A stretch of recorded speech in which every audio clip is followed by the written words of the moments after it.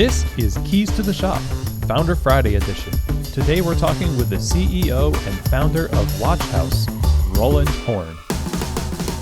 Well, hey everybody, and welcome to another episode of Keys to the Shop, where we give you insights, inspiration, and the tools you need to grow as a coffee service professional. My name is Chris DeFirio, and I am your host for the show, and I'm super happy to have you along today for our Founder Friday this month of October. And I would really encourage you to subscribe to Keys to the Shop and also share these episodes with a friend. Share them on your social media. Let people know about Keys to the Shop. These are some great ways to help spread the love and help the show Keys to the Shop grow globally. And, recently we reached a milestone here at the show. A few days back, we crossed over 2 million downloads show-wide. Since starting 6 years ago. It's pretty incredible to see the growth, and it's all thanks to great people like you spreading the word. And so thank you very much for doing that. Now, I want to talk to you about Keys to the Shop Consulting. When you work with Keys to the Shop Consulting, you get one-on-one guidance from myself along your journey of creating a wonderful coffee bar and taking your existing cafe to the next level through either remote consultation and coaching or on-site assessments of your coffee shop in follow-up coaching. And I like to make sure that each time I work with a client, it's customized to your needs. If you want to learn more about this, all you need to do to set up a free discovery call with me is email chris@keystotheshop.com. That's CHRIS at keystotheshop.com. And we'll see how Keys to the Shop Consulting can help you. Again, the email for Keys to the Shop Consulting, chris@keystotheshop.com. Now, in the morning when I get up, I always want a great cup of coffee, and this is just something I've been accustomed to over the course of many years in the coffee industry. Obviously, your customers are no different, and part of the game of differentiating yourself is creating a little bit better version of what you had yesterday today. And sometimes things come along that really, as a piece of equipment or a tool that you use to do that, changes the game completely. And one of those things is the ground control Cyclops brewer from Voga Coffee. With its cutting-edge SCA award-winning technology, the ground control brewer gives you control over the extraction of an incredible range and depth of flavors in your coffee and gives you the ability to extract these things consistently. It really opens up the possibilities for every coffee you have on your menu, and like I said, creates this differentiation that really just puts you ahead in terms of the quality of your coffee. But it's not just a wonderful batch brewer. The ground control brewer can also make tea and make batch iced lattes, batch cold brew. And so it's a workhorse and creates a ton of efficiency and increased profitability for your business, all with a small footprint, easy to train your staff on.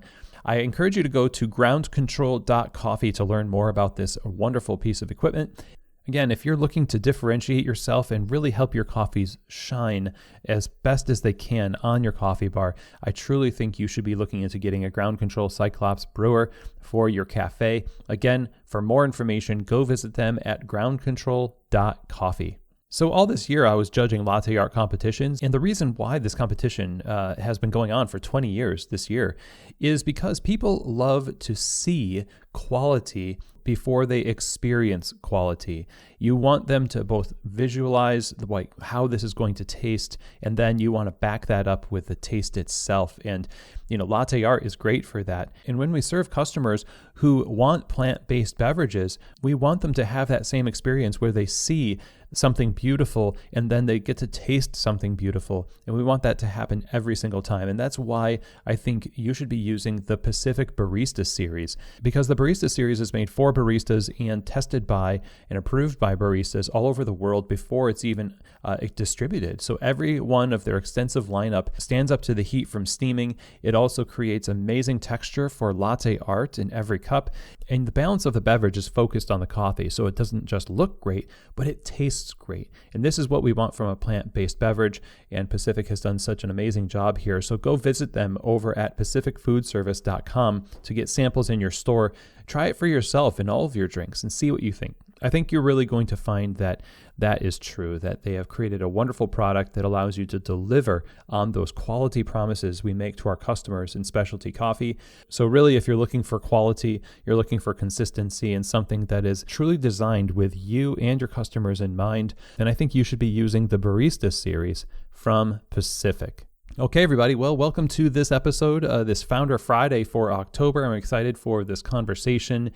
I have been talking on and off online with our guest today, just in general about coffee and the industry, and it was such a pleasure to have him on the phone for an official interview for this Founder Friday. We're talking with the CEO and founder of WatchHouse, Roland Horne.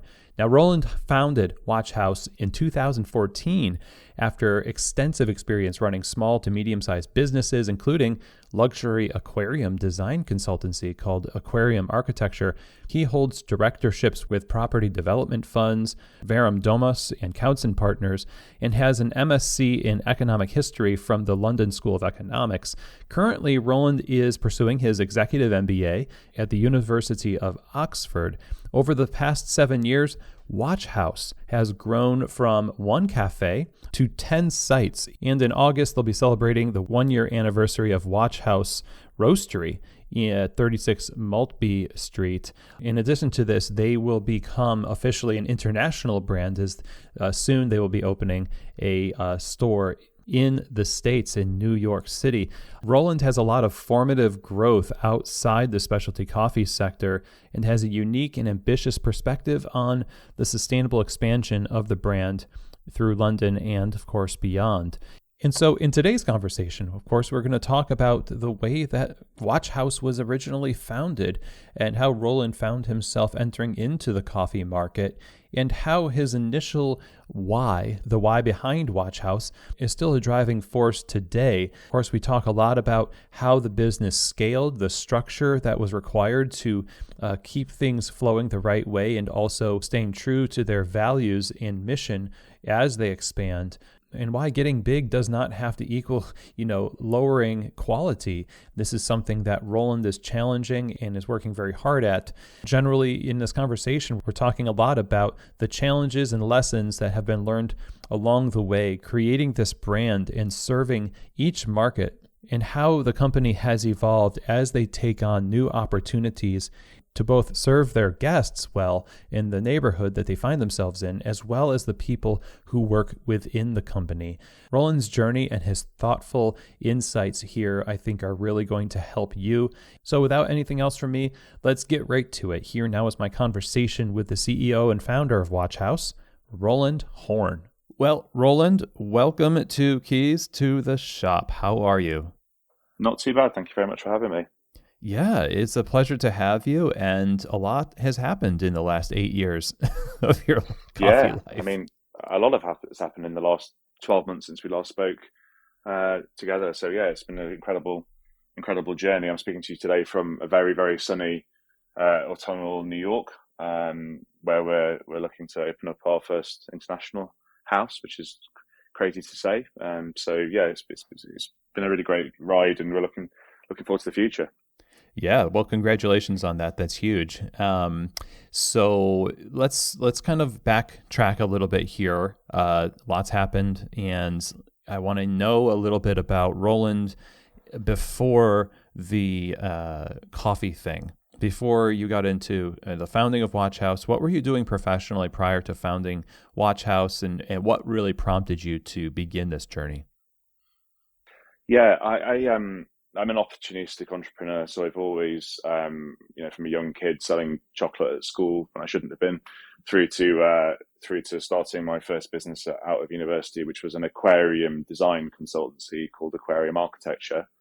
The business basically was a Gillette razor model business, really, which is kind of sell a high net worth or commercial entity an aquarium. We design in this sort of very high end setting, using kind of best in class materials and approaches towards what we were doing, and obviously then go about maintaining that aquarium moving forward. So I had a small team of about 15 people across different jurisdictions, one of which actually was in New York as well, and West Africa. and we would basically install and design aquariums. So I started that in my second year of university as a sort of sideline business. I wanted to install an aquarium in my home and couldn't find anyone to do it. So again, sort of the opportunistic entrepreneur in me, I realized there was a window there to do something interesting. And I started that with a friend and grew that until I dovetailed into my next startup, meaningful startup. I had a few other things, property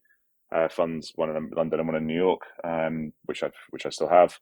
But my next meaningful startup was then WatchHouse, so that kind of dovetailed nicely into it in terms of the approach towards creating a best-in-class world for people to enjoy.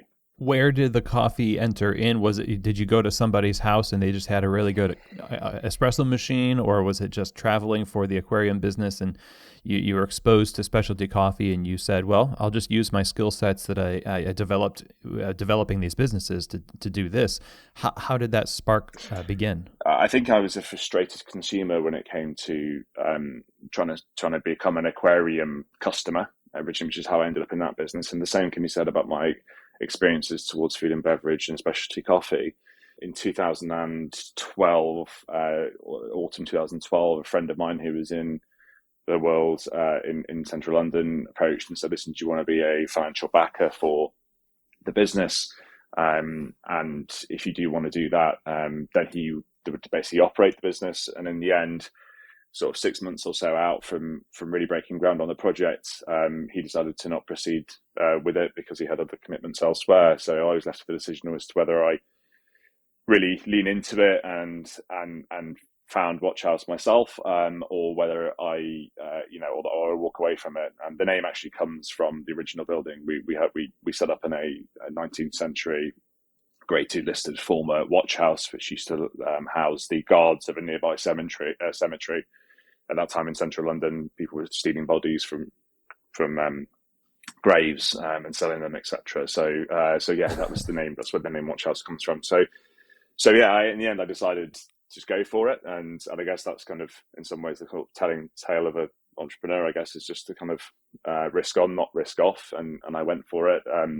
And we opened. I say we, my team. I ended up employing post opening was September 2014. And I ran that business with my management team alongside the aquarium business for the next 12 months prior to then taking a sabbatical to go off and kind of rethink about where I wanted to go. And in doing so in 2015, I went and saw many amazing coffee spaces in Asia principally, and same in the States, and kind of came back and realized that my fascination for design, architecture, deliverance, and ultimately F&B sort of mixed together very nicely in WatchHouse, and therefore I decided to exit the aquarium business and go full in on WatchHouse in 2016.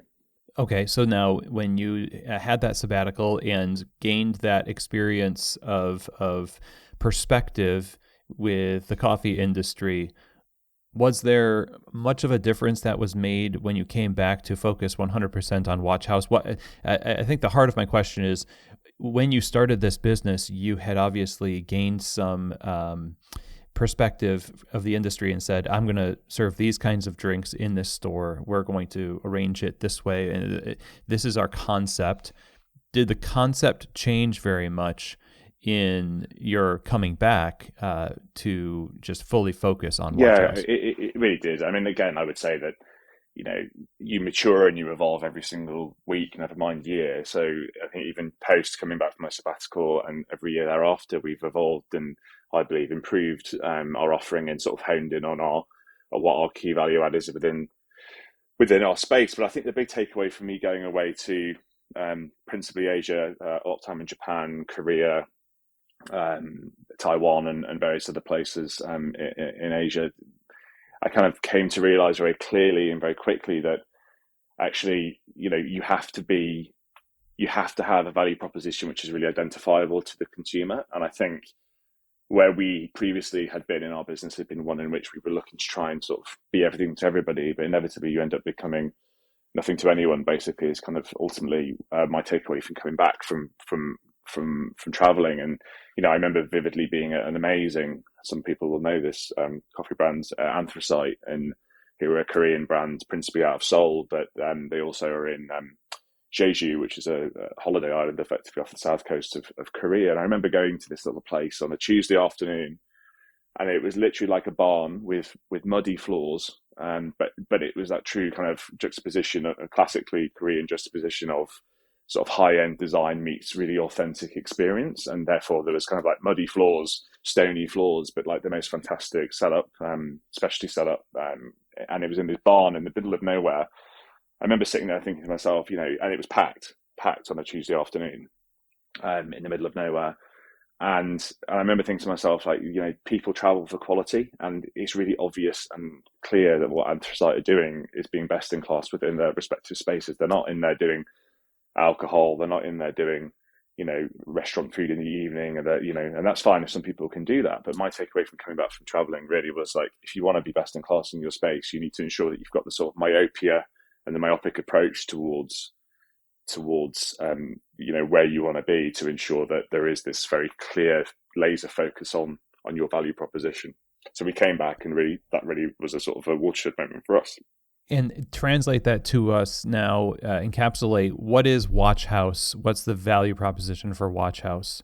So our value proposition as a business, again, born out of my frustration as a consumer, was that I really wanted to have a space which fundamentally overall felt authentic and real. And what that meant when it came to the actual product and the deliverance of the products was that clearly we had to have a fantastic coffee offering in terms of what we were doing and something that we believed in, coupled with some very, very good food. Obviously, we're a coffee-led business, but clearly our food proposition is important. And I think the sort of the general approach that I saw globally really was that food was kind of seen as an annoyance, and it is difficult, right? We all know that it's a difficult part of the business, but it was seen as being, sort of the unwanted child. And again, as a consumer, coming back to that point again, as a consumer, I don't want that. I want to go in somewhere and have great coffee and great food. Thirdly, ultimately the spaces that we're in terms of how they've been designed ergonomically, have they been designed for love, not just for the capital expenditure and budgets and all the rest of it. And I think, again, certainly within the UK space, and I would hazard a guess and say most places in the world, there's always this sort of race to the bottom about ensuring that you build spaces that are good enough, not really loved. And I think, so from our perspective, it was really about designing spaces that people really wanted to be in. And again, came back to that authentic point I made earlier on. And then finally, and most importantly, the culture and the people that are in those spaces. So, I think this mantra of being best in class, it's been the hardest thing for us to try and permeate throughout the business, because, I'm not saying that we are the best in the world at what we do, but I can definitely tell you that we aspire to do that. And I think that really resonates with the teams and the colleagues that we have at our business. And therefore, I think having that feeling translates that onto the customer. So it's a regular thing that I receive from customers that come to me and say, I really love this place because of X, Y, and Z, but always the commonality is that the staff that are really amazing and really engaging. So really the answer to the question is we try and combine all of those four key things into our business. We refer to them in our business as modern coffee, which is our encapsulation of what we believe coffee should be now. It's not just about specialty grade and being quality, and it's not just about certain aspects of the four things I've just said. It really is about the holistic approach taking towards them all. So we refer to that as modern coffee. So yeah, that's our take. I love that. And this is something that we've been talking about a little bit on the show too, I think, is the idea of moving past the idea that it's quality coffee. And we used to hang our hat solely on that. And the idea that the spaces were good enough to house the specialty coffee was good enough, in fact, and that's why they existed. But now that holistic approach of, like you said, having spaces that people want to be in is critical, and that means considering what are the things that are valuable to your customers, and how can you care for them through caring for the things that you offer and the people that offer them. So it's really great. It's kind of interesting. You moved from being an architect and a designer of spaces that fish want to be in to one that people want to be in. No, it really is. Just on the point that you make there around, we have a sort of mantra of the business whereby, and some of your listeners will be familiar with the term MVP, a minimal viable product, which is typically used within tech and product design. We actually have that as a minimum lovable product. So really, why are we building things that are just viable? Why can't we get to the point where actually people, like, where is their threshold where they're like, I really like this, and I ultimately really love it. So I think it's just about having that culture of trying to be best in class, and again, trying to be best in class. Not saying we achieve that all the time. We certainly don't. But I think having that sort of feeling of trying to do that is quite an inspiring thing that people that really resonate with people. I think in terms of the fish tanks and the aquarium world and the coffee world, I think the commonality there is probably a bit of control and design. Like I quite like designing things and then seeing how people interact with them. And I think it was the same with the aquarium world, where you design an aquarium reef system and then see how that naturally grows and how different animals interacted around it. And I do think there is sort of probably a very deep psychological reason as to why there is an affinity there. The other thing is I'm an Aquarius, so I kind of lean into that. There's something to do with water, but yeah. That's excellent. Well, and sitting in a coffee shop, I always feel like I'm watching fish in a fishbowl. So it's definitely, there's something there. There's something worth diving into there. So now we're talking a lot about, in fact, we just had an episode air with Dr. Lisa Waxman on designing spaces.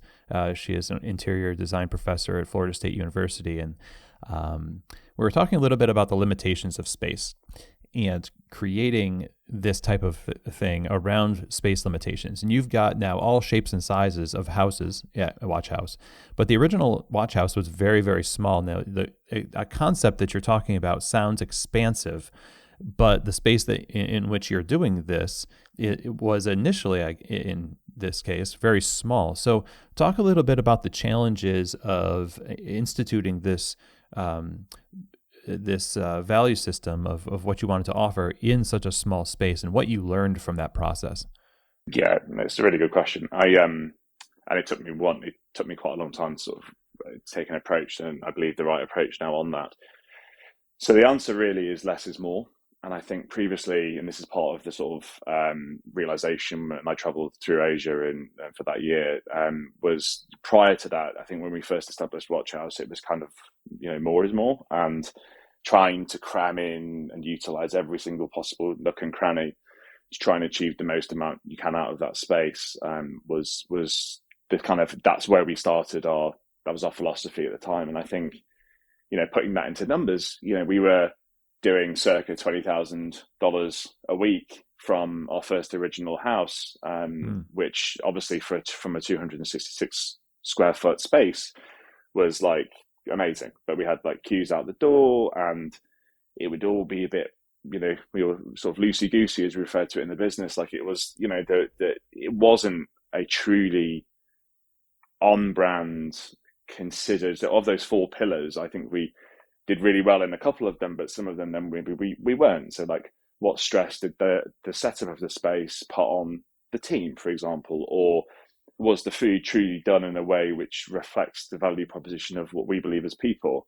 So basically coming back and actually saying, right, well, how do we take a modern coffee approach towards Bermondsey Street, which was the first WatchHouse site and namesake? It meant that we had to say goodbye to some things. We had to redesign the space. We had to truly know that we were going to take that revenue down from $20,000 a week down to $15,000 a week.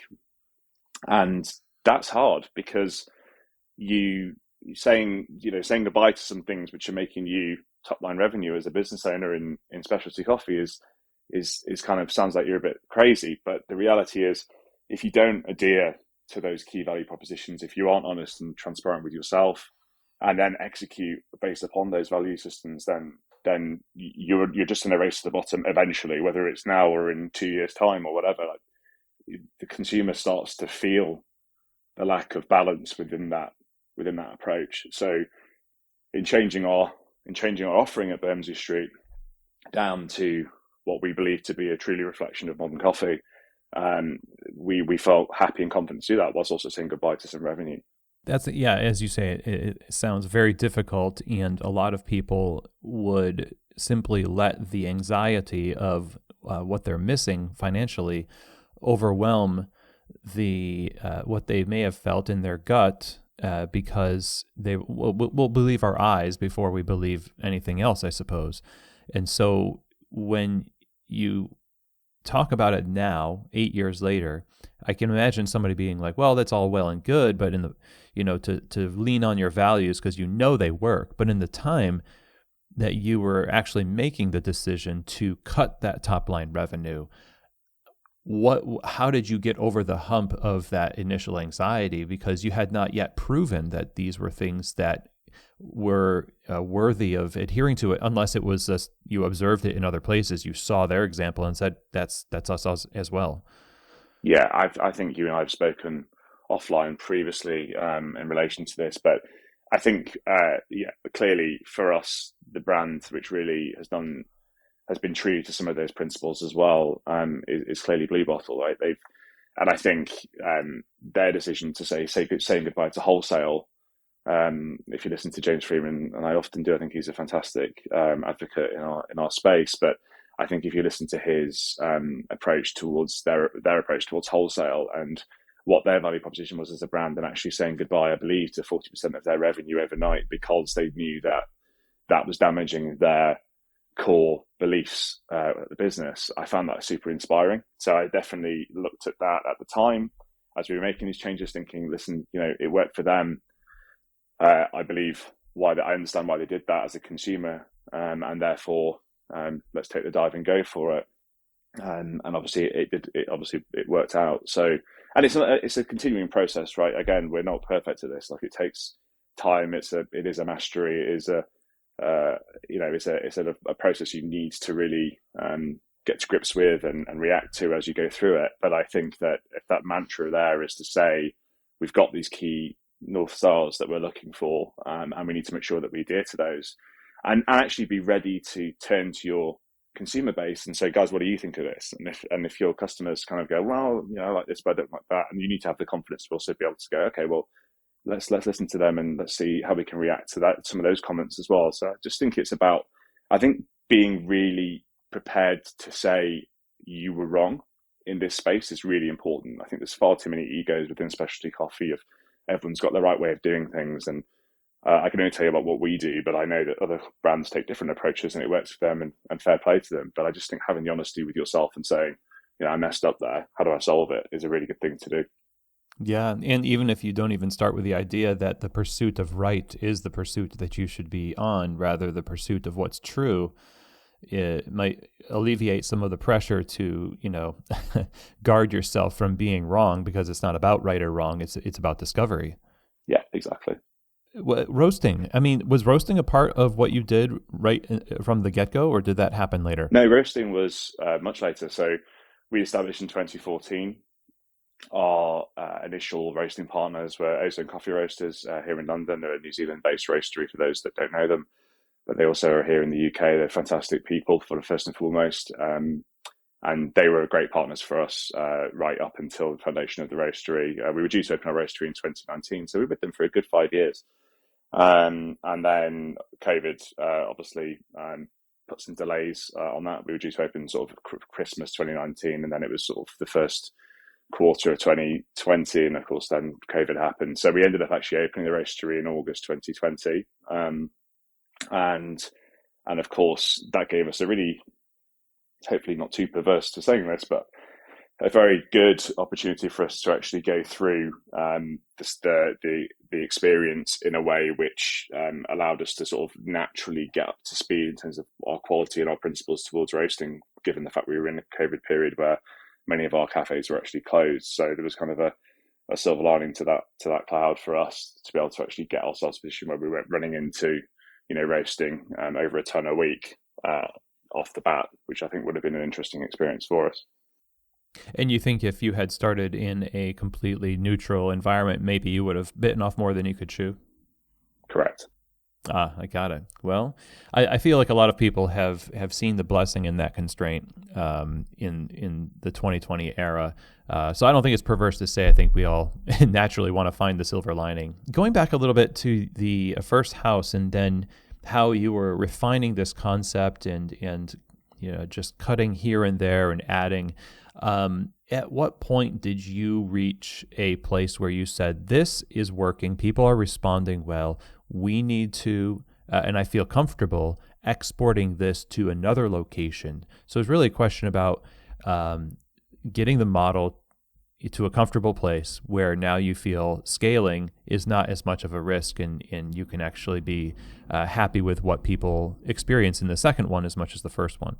Yeah. So we have a couple of different models. So firstly, I guess it comes back to, again, always that sort of authenticity piece and also what you want as a consumer.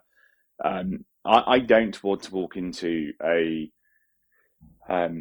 I don't want to walk into a space and feel like it's just not been designed with any thought of actual love or consideration. Just not what I want. That's not to say I don't go to some of the high street names that we all know, because they provide utility. And I'm not saying also that WatchHouse doesn't provide utility. It does, but there's a different kind of utility. It's in some ways a spiritual utility in terms of energy and connectivity with the barista and obviously the team member and the consumer. It's not you're not there for a transaction necessarily in terms of like, I want some food or drink and I give you some money and off I go and disappear. Like, we have customers who are like that as well, but there is just that something extra from coming to a WatchHouse space and other specialty spaces, some of the names of which we've already discussed on this call.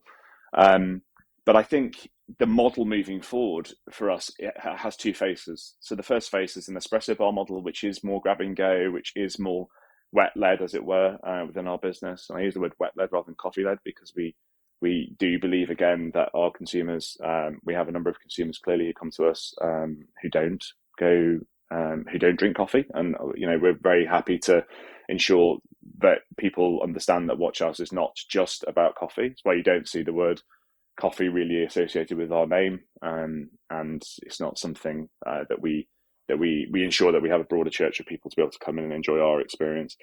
But we have the espresso bar format, which is our grab and go smaller size. That's kind of up to 1,500 square feet in terms of physical location. And we then have our brunch cafes, which go up to 4,000 square feet in our biggest size. So to answer your question, we'll use the different club for the different hole. Obviously, the brunch cafes lend themselves more to residential areas and community neighbourhoods, and the espresso bars lend themselves to high density commercial environments. So I think that moving forward, and as we transition ourselves into a international brand, which still feels a bit weird even saying that, but it's still super exciting to say it. We're gonna experience loads of differences. Like, I know you Americans have a different desire to taste a profile. I know you particularly probably don't. Be probably a bit more aligned with me, but we're sugars and syrups and all that kind of stuff. Like, we have to sort of come to that decision ourselves in terms of where we're going to be on those things, and what's our value take on some of those propositions, and how we can sort of integrate into markets in terms of ensuring that we're true to that modern coffee principle, but how do we then offer that empathy and that approach towards our consumer base, which reflects that viewpoint that we've had historically of trying to be best in class within our space, but whilst very much listening to our customers. The models that you have now, how did they emerge just out of necessity, or had you pre-planned the models and then looked for opportunities? No, it was very much a suck it and see. I mean, the beauty of operating in a 266 square foot old church building originally was that there was only so much that we could physically do within the space. But again, as I said earlier, the sort of more is more approach was taken, and it wasn't the right approach. So I think as we've sort of evolved, and again, every single day, not even a week, but every single day we evolve and we learn more. I think we came to the very clear realization that, if we're going to open up in a neighborhood space, like, what do people in neighborhoods want? Again, it's just that point about what do consumers and customers, what do they want from you, and what do I want when I go to spaces? And I think that notion of having a sort of a lot longer dwell time, higher transaction value, bigger group of seats for seating for bigger groups of people, all those kinds of things need to be considered. So our evolution of coming to this was trying to open up a brunch cafe in a 450 square foot space in the city of London, which was a massive disaster for us to do that. It covered its costs, but it wasn't profitable the way we wanted or expected it would be, because people kind of didn't really know what we were. This was our third location in the city, and it was a particularly difficult location, difficult area, wasn't particularly great choice of space. And again, you learn from those things as well as you move forward. But we kind of realized, like, actually, hold on, what are we doing here? Like, we're trying to sort of shoehorn in something into a space which like is not what the consumer wants. So like, what does the consumer want? So we sort of closed the site for a month, completely redid it, installed all of our espresso bar equipment, and took that approach towards it, relaunched it, and today it is our highest per square foot space in terms of coffee volume sold within the business because of it. So again, you just learn these things as you go, and I think as long as things don't kill you, then they're very worthwhile enterprises to undertake, even if they end up being errors. Yes, as long as that doesn't happen, you're good. Yes, yeah. All of this is dependent on people. And I want to kind of talk a little bit about your initial opening crew and the evolution of your management and staff structure as you've grown. How has that evolved? How, first of all, have you gone about hiring people and known that they're the right fit? And then how has the structure evolved from the initial shop to now the multi-locations? I gave you modern coffee pillars and left the people to the end, but obviously stated it's the most important part. I think it's also the trickiest part. And that's not to say, people are tricky, as it were. But what I mean is that it's a dynamic relationship, and therefore, rather than being a purely static relationship in that, if I install, a Slayer coffee machine on my coffee bar, I know it's going to perform week in, week out until it needs maintenance and all the rest of it, right? Whereas taking that same approach towards engagement with teams and investment in teams and culture, they are obviously living in and different. Therefore, you've got to really try and stay ahead of, again, not only what the consumer wants, but also what your team want. And again, we're not by no means perfect in this. We've over the course of our growth, we're now up at sort of 230 different partners in the business, which I still at this point now get to the point where I sort of struggle to get around and see everybody and say hello. And my sort of management style is that, like, I'm a very frustrated type character, so I'm not probably the best character to sort of have wandering around our houses, because inevitably I'll walk in and see something that isn't as I designed it or wanted, because again, they're living spaces, so they evolve and they change as time goes on. But if something's not quite right, it can be quite difficult for me to kind of see that and be happy about it. So the cultural element of the business and sort of ensuring that people understand it was something that we spent a lot of time during COVID on. So we sort of went back and sort of looked and going, right, okay, so we've got an excellent coffee offering, which we're very known for. Our food offering is good and improving. Our spaces are very well known in terms of how we approach towards the ergonomics of design and what that means to that everybody within the value chain. But actually, what does our culture look like? And I think we then sort of looked and said, right, how do we? It's not just about money, even though we're now the largest London living wage employer within our space within central London. We've got obviously 230 people now earning. For your listeners that don't know, London living wage effectively is not like the minimum wage. It's actually what the living wage should be for people to be able to successfully and happily live. So we have taken the decision to move everybody to a minimum of London living wage within our business. And also we have a what's known as an EMI share option scheme within our business. So it means everybody who works over 25 hours a week and has passed their probation within the business gets shares options in the business, which I think is important as well in terms of that feel. But we also invested money towards mental health training, towards induction plans, career development plans with our teams. And all these things are things that we're working on at the moment to ensure that the culture and the people side of our business stays also best in class against those four pillars.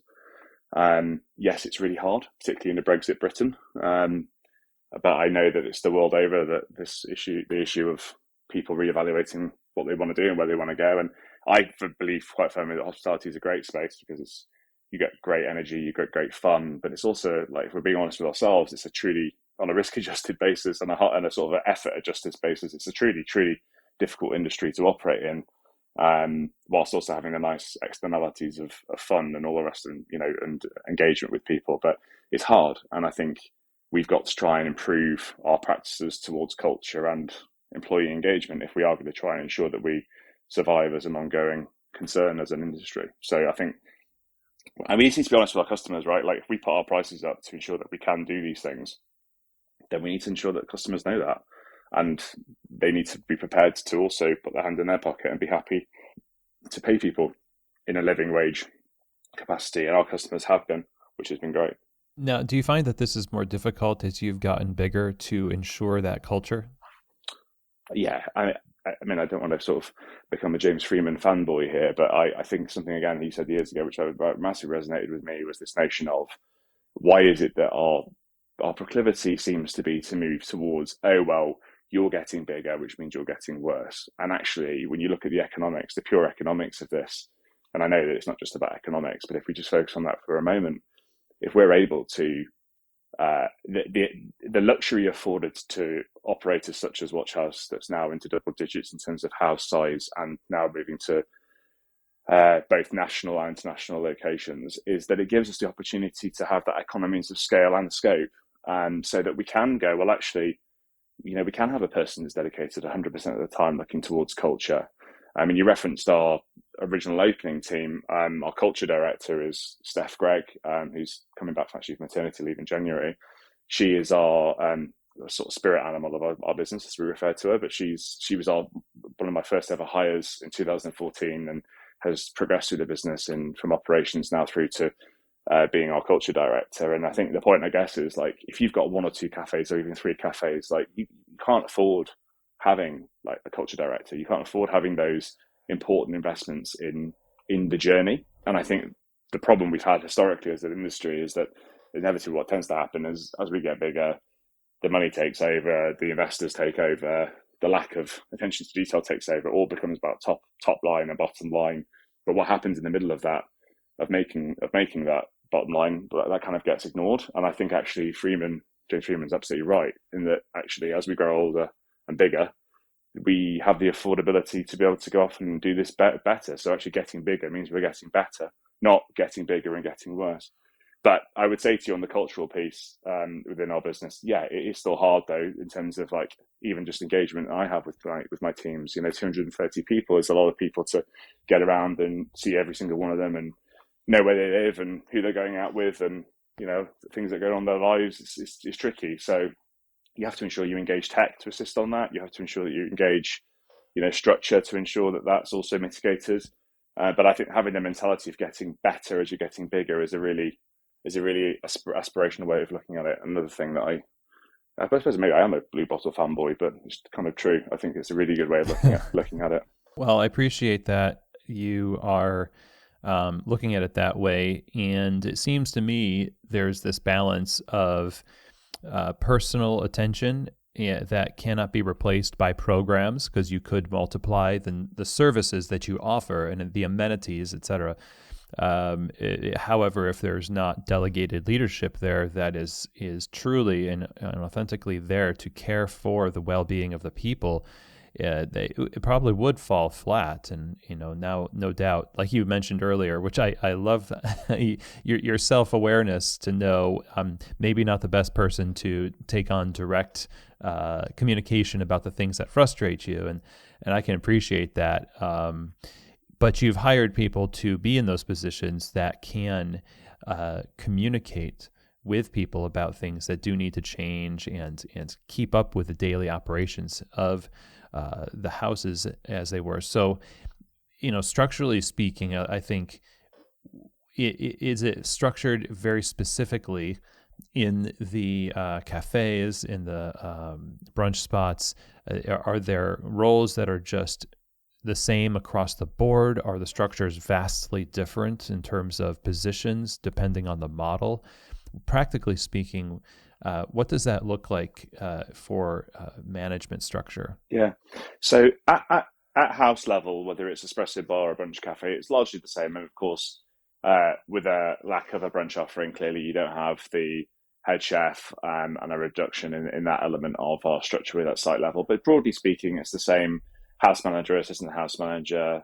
We do have a head barista role. We're quite proud of that. I know there's kind of been a move away from, I guess, suggesting one person has authority over other baristas rather than creating collective accountability. And I sort of get both schools of thought, but maybe we're more traditional in that we like the idea of having a head barista who really is that sort of aspirational shining light for the people within the business who are maybe more junior.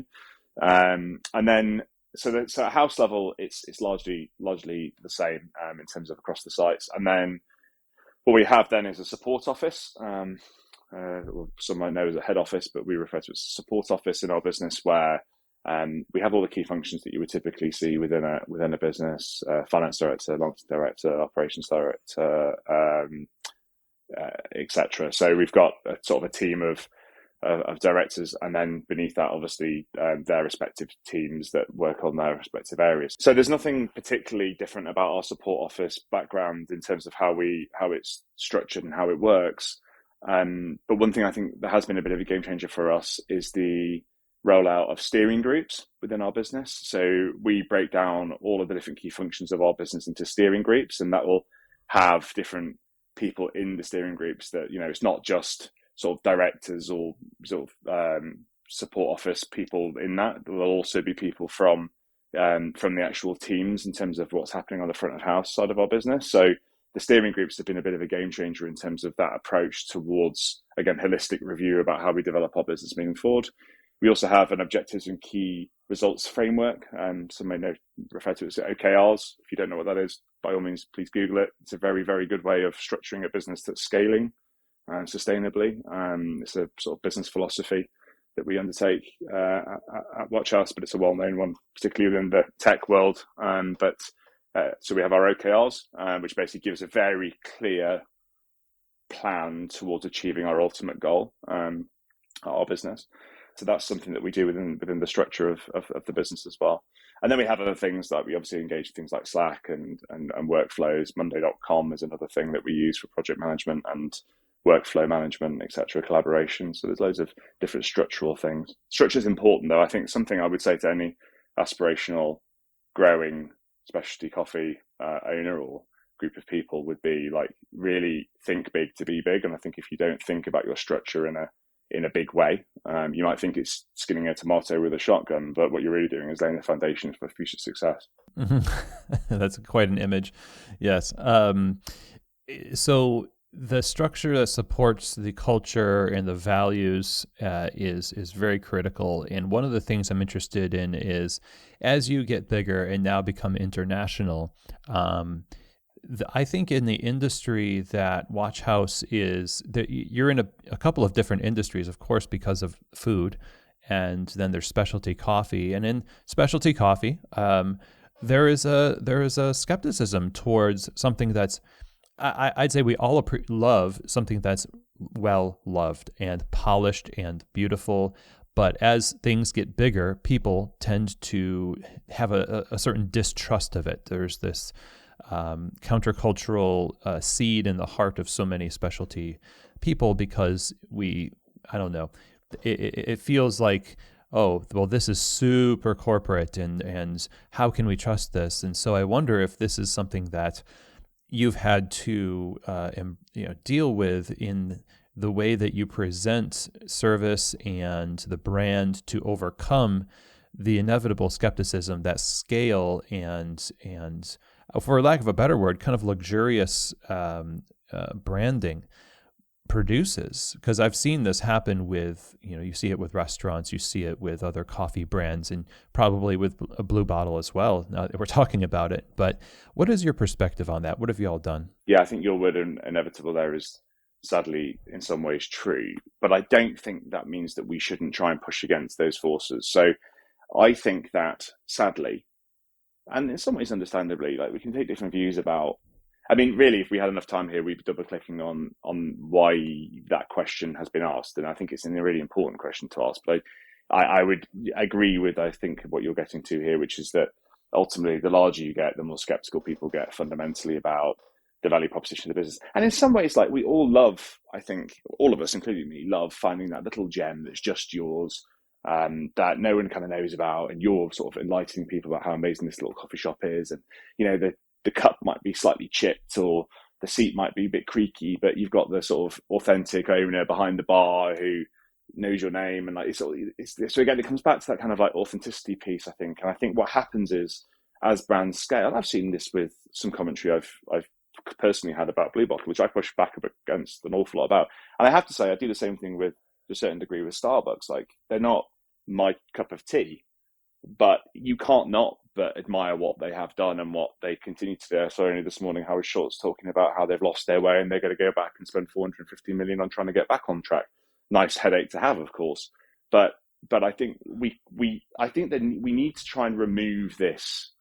I think we need to be honest and transparent with each other in the industry about when things aren't good. But I think we also need to celebrate successes and not just try and be really, in my opinion, lazy by being negative about people who have success. And I think, sadly, there has been I know this is a family program, so I can't use the word I want to use, but there has been a change in, there has been in some ways a pull to the bottom by some brands that have just let the corporates get hold of them and then blow them up, basically, or make them so vanilla and so boring that it's just not interesting. But I don't think that doesn't need to always be like that. And that's why I love Blue Bottle. I think that their consistency internationally and what they do, their brand proposition, their confidence in what they are and what they do is just to be celebrated. I think there are other brands that you can say something very similar about. And I think we should celebrate those and acknowledge the fact that it might not be as special as finding that first Blue Bottle in the Bay in 2004, whatever it was the year they founded.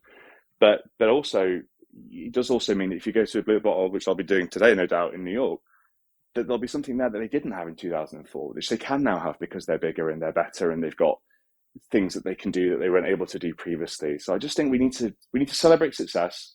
We need to be honest and transparent about criticism and be cynical where we see things that aren't right.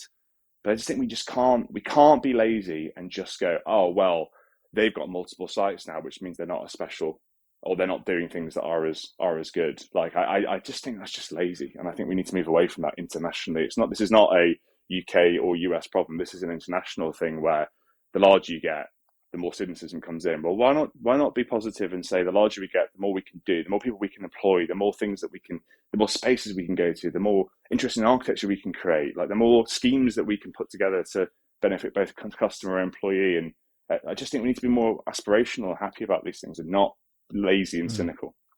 Yeah, I think a lot of that cynicism comes from a kind of opaque way of portraying the good that a company does, like just trust us, we're doing good, versus a transparency that a lot of specialty brands have embraced.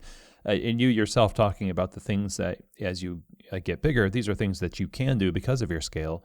And you say it's important for your customers to know that is the reason why things cost more, and your largest employer of living wage employees in the UK or in London. And so the idea is, maybe that skepticism is born of that closed door kind of mentality. So maybe the new version of scaling and the opportunity there is for, if you're going to get big and you're going to be successful, then you should bring your transparency along the way so people can at least have some kind of a release valve for their, some, in a lot of cases, well-placed skepticism. Mm-hmm. Completely agree. And I think just to shout out to someone, I think this is very, very well. And I think everybody within specialty looks at them as kind of being the sort of subculture to a Blue Bottle would be Onyx. I think they do a fantastic job at that. And I think that sort of honesty, transparency, authenticity within that brand is one also that I look at, and obviously know the guys well. We competed with them or against them in 2021 in the World Coffee Championships. And they're just great people. They do a great job, and I think we need to celebrate successes like them and Blue Bottle and other people, Intelligentsia, Stumptown, etc. But you're right, the transparency piece is key, and it can't be greenwashing, obviously, which is not the best word to use in our industry. But I think there is an element of, like, I think, if I say to you, we're the largest specialty employer, London living wage employer in the UK, there will be some people that will listen to that and go, oh yeah, but you probably did that so you could say that.